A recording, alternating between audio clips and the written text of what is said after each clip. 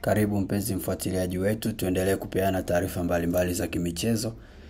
Pia kabla sijaanza kukupatia taarifa zilizojiri leo kwenye tetesi za usajili tarehe 19 Novemba, naomba uweze kusubscribe katika channel yetu pamoja pia na kutufollow upande wa Facebook pamoja na TikTok.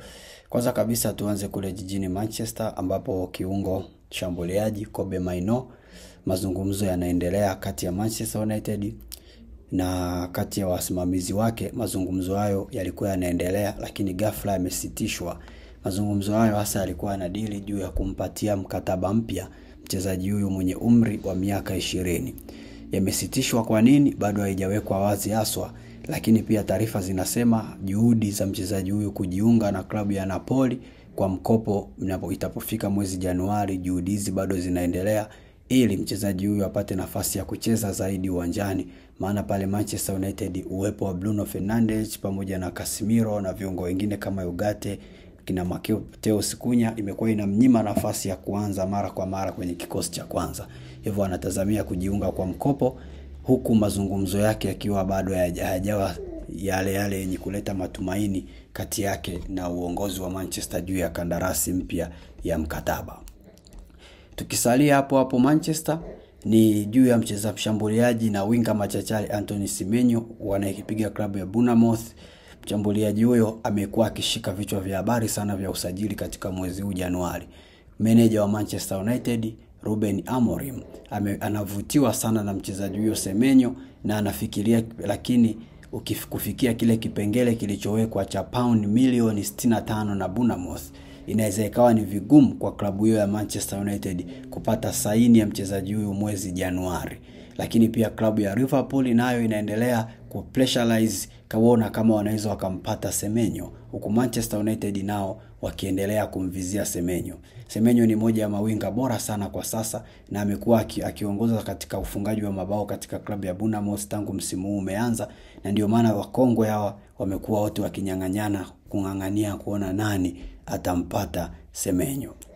Kwingineko, klabu ya Brighton ya ligi ya Uingereza inataka kumsajili kwa mkopo mshambuliaji wa Real Madrid Gonzalo Garcia mwenye umri wa miaka 21.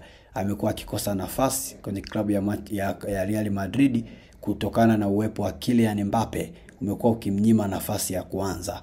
Basi anafikiria kutoka kwa mkopo na klabu ya Brighton imekuwa ikionyesha nia kutamani kumpata, huku pia klabu kama Leeds na Sunderland na wao pia wanamvizia mshambuliaji huyo ambaye amekuwa na orodha nzuri sana ya upachikaji wa mabao katika kile kipindi cha kombe la dunia la vilabu.